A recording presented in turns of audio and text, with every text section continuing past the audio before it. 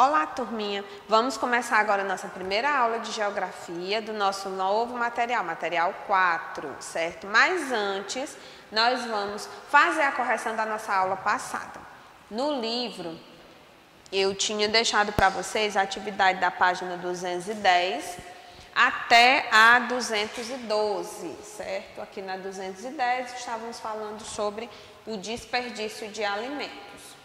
Sessão com a lupa na mão era uma pesquisa que vocês tinham que fazer e tinha a sessão aprender brincando.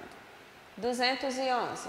Quando um produtor precisa de ajuda para comprar implementos agrícolas, a quem é que ele deve recorrer? Ele deve recorrer a quem?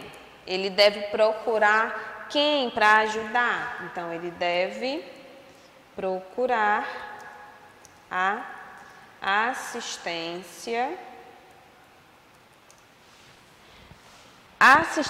técnica prestada por pessoas que se capacitaram para atender às suas necessidades. Vamos lá, assistência técnica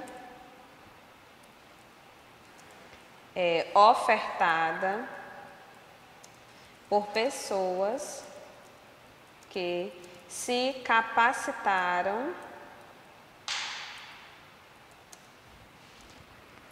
capacitaram para atender essas necessidades, certo? Então, ele deve procurar quem estudou. Se ele não sabe, se ele não tem o conhecimento, ele deve procurar pessoas que estudaram e se capacitaram para atender a essas necessidades. Questão 2. Observe a imagem ao lado, um produtor acessando uma ferramenta de comunicação que tem ajudado cada vez mais aqueles que dependem do trabalho no campo. Que ferramenta é essa? Seria a internet, a televisão, o rádio ou o jornal? Com certeza, né, vocês marcaram a internet. Olha, ele está com o computador aqui. 3. Marcar V ou F para as alternativas.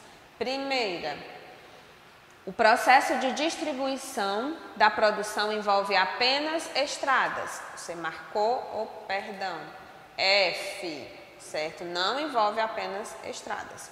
Segundo, os alimentos que consumimos podem ter origem tanto no Brasil quanto em outros países. Verdadeiro. Terceiro, o desperdício de alimentos é um problema que preocupa o mundo todo. Verdadeiro. Quarta, as perdas de alimentos só ocorrem no transporte. Falsa. Então, aqui você corrige as duas que você marcou falsa. A primeira e a última, certo? Questão, página 212, tem aquela seção sei, não sei. E você deve ter marcado isso aí. Agora, nós vamos passar para o nosso livro, certo? Começar o nosso novo material. As páginas de hoje, 152 a 155. Então, todo mundo abre aí o material para que a gente possa conhecer. E o título do nosso capítulo 1 é Representação e Localização de Paisagens, certo?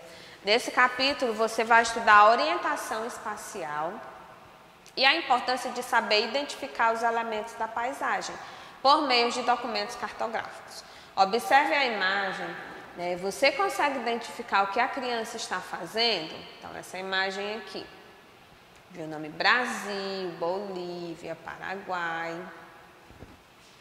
O que ela está observando? Qual é a finalidade da imagem que está ao fundo? Na seção Conversa Vem, documentos cartográficos como mapas fazem parte da nossa história. Há muito tempo e são muito utilizados nas aulas de geografia. Registre a seguir o motivo que você acha que levou à invenção dos mapas. Agora, qual a importância dos mapas? Hoje nós vamos até a 155. Ao longo dos seus estudos ou no seu dia a dia, você deve ter utilizado diversos tipos de documentos cartográficos, né, que representam grandes áreas do planeta ou pequenas áreas. Há diversos tipos de mapas que são úteis no nosso dia a dia, no nosso cotidiano. Eles apresentam informações sobre lugares, auxiliam no deslocamento de pessoas e cargas, e eles são utilizados em projetos de construções de grandes obras. Para compreender melhor o seu significado, vamos conhecer o IBGE, certo? Como o IBGE define mapa. Mapa é a representação do plano, normalmente em escala pequena, dos aspectos geográficos, naturais, culturais e artificiais de uma área tomada de uma superfície planetária, delimitado por elementos físicos, políticos, administrativos, destinada aos mais variados usos temáticos, culturais e ilustrativos. Tia Giovana, não entendi nada. Ou seja, um mapa ele pode mostrar aspectos geográficos, naturais, culturais e artificiais, certo? E ele mostra uma área delimitada por elementos que podem ser físicos, político-administrativos, certo? Aos poucos vocês vão entendendo. Falando aqui das tecnologias que auxiliam no mapeamento. Para que um mapa seja confeccionado, existem diferentes tecnologias. Hoje em dia vocês sabem que a tecnologia é a base para tudo. E como é que essas imagens, como é que vai se conseguir essas imagens, né? Através as fotografias aéreas e as imagens de satélites. E essas fotografias aéreas são obtidas por meio de uma máquina fotográfica que vai acoplada a um avião, certo? E as imagens de satélite são feitas por meios de dados de satélites que ficam orbitando o nosso planeta. O que quer dizer orbitar? Girar em volta. Além dessas duas ferramentas, podemos obter imagens através de veículos aéreos não tripulados, VANTs, e alguns drones. Vocês sabem que quando a gente estava estudando sobre a agricultura no capítulo passado, vocês viram que os drones eles ajudam tanto na produção de grãos quanto nas fazendas. Falar agora sobre as imagens e fotografias que se transformam em mapa. Agora, como que essas imagens e essas fotografias são transformadas em mapa? Né? Como a gente falou, é possível porque os mapas são representações da realidade.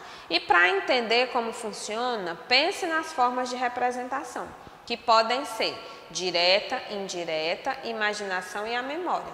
Falando da direta, quando observamos algo que está na nossa frente e copiamos. De forma indireta, como uma fotografia ou uma imagem. E usando a imaginação ou a memória, quando pensamos em um lugar, imaginamos como ele é. Então aqui, se eu vou fazer a minha casa e eu estou em frente a ela, eu posso olhar diretamente e desenhar. E indireta, eu posso ver a fotografia da minha casa para eu reproduzir. E se eu não estou em frente, nem tenho uma fotografia, eu vou usar a minha imaginação para reproduzir. Então, vai ter a seção Mão na Massa, da página 155 e passando para 156. Você deve ter em mente que o mapa é uma representação plana que pode ser de qualquer lugar do nosso planeta. Contudo, como seria possível representar, por exemplo, todo o planeta em uma pequena folha de papel? Para entender como funciona, vamos usar um exemplo bem simples. Quando alguém pede a você para desenhar a sua casa, olha o que eu estava falando, você consegue desenhá-la com tamanho real? É claro que não, né? Isso não é possível, pois a folha é muito menor. Então, o que é que você faz? Você reduz o tamanho da sua casa. Então, isso se assemelha à forma de como o mapa é feito. Entretanto, na criação de um mapa, usa técnicas especiais com um trabalho mais preciso. Digamos que isso aqui fosse a sua casa, não representa o tamanho real, mas aqui tem de fato representado com um aspecto de diminuição a sua casa de fato, tá certo? Pronto. Então, eu vou mostrar para vocês aqui a nossa fichinha de atividade que vocês vão realizar hoje. Página 95 E 96. Vamos lá. Observar as palavras do quadro e encontrar no caça-palavras. Preencher os espaços com as palavras que você encontrou. Escreva um pequeno texto sobre a importância que os mapas podem ter em nosso cotidiano. E explicar e citar exemplos de elementos que aparecem em um mapa. Então, essa aqui vai ser a atividade que vai ficar proposta para vocês, fora a seção mão na massa que está lá na página 155.